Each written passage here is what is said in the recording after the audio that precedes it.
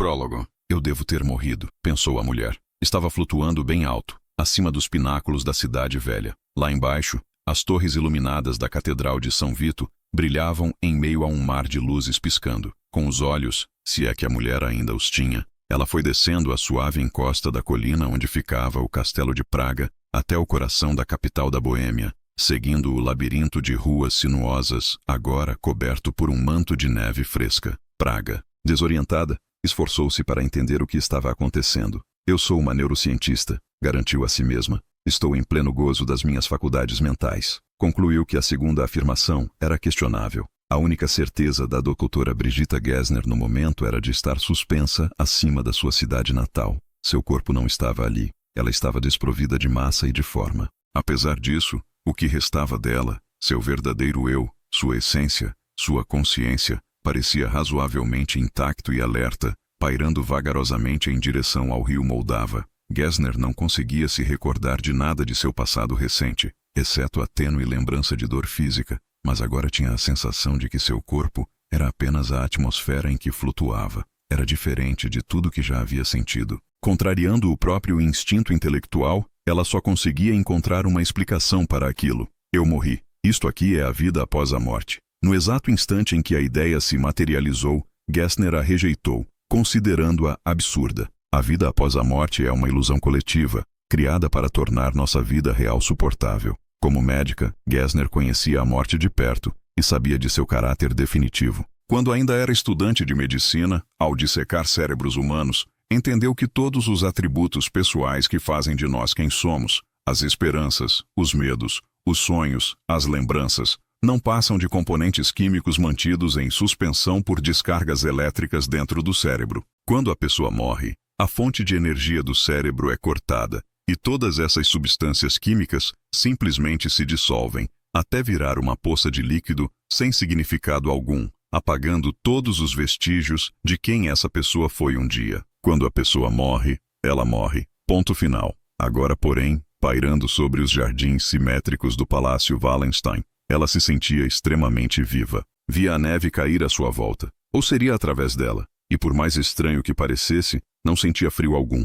Era como se sua mente estivesse apenas flutuando no espaço, com todo o raciocínio e toda a lógica intactos. Eu tenho função cerebral, falou para si mesma, então devo estar viva. A única conclusão a qual Gessner conseguia chegar era de que estava tendo o que a literatura médica denominava EFC, uma experiência fora do corpo, uma alucinação que ocorre quando pacientes gravemente feridos são ressuscitados após a constatação da morte clínica. A EFC se dá quase sempre da mesma maneira. A pessoa tem a percepção de que a mente está temporariamente separada do corpo físico, que flutua em pleno ar, suspenso, sem forma. Apesar de parecer uma experiência real, a EFC é fruto da imaginação, em geral desencadeada pelos efeitos do estresse extremo e da falta de oxigenação no cérebro, por vezes aliados a algum anestésico usado nos atendimentos emergenciais, por exemplo, acetamina. As imagens que estou vendo são alucinações, garantiu Gessner a si mesma, ao fitar lá embaixo o rio Moldava serpeando pela cidade. Mas, se isso é uma EFC, então eu devo estar morrendo. Surpresa com a própria calma, Gessner tentou lembrar o que tinha lhe acontecido.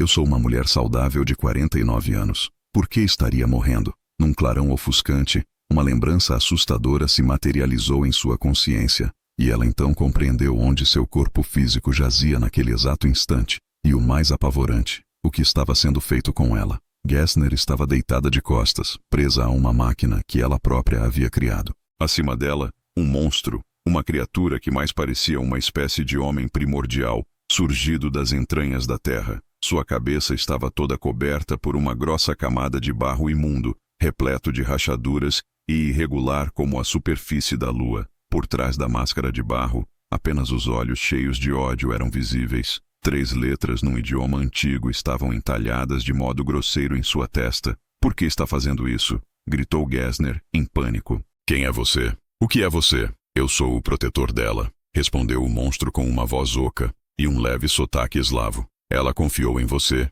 e você a traiu. Ela quem? Exigiu saber Gessner. O monstro disse um nome de mulher, e Gessner sentiu uma pontada de pânico. Como é possível ele saber o que eu fiz? Um peso gelado se materializou nos braços de Gessner. e ela se deu conta de que o monstro havia iniciado o processo. Um segundo depois, sentiu no braço esquerdo uma pontada insuportável de dor, que foi se espalhando pela veia cubital mediana e avançou em direção ao ombro com garras de aço. "Pare, por favor", arquejou ela. "Conte-me tudo", exigiu ele enquanto a sensação lancinante chegava à axila de Gessner. "Eu conto", concordou ela, fora de si, e o monstro pausou a máquina. A dor no ombro cessou de imediato, embora a queimação tenha perdurado. Tomada pelo terror, Gessner se pôs a falar freneticamente por entre os dentes, revelando os segredos que havia jurado guardar. Foi respondendo às perguntas que ele fazia, revelando assim a perturbadora verdade em relação ao que ela e seus colegas tinham criado bem fundo debaixo da cidade de Praga.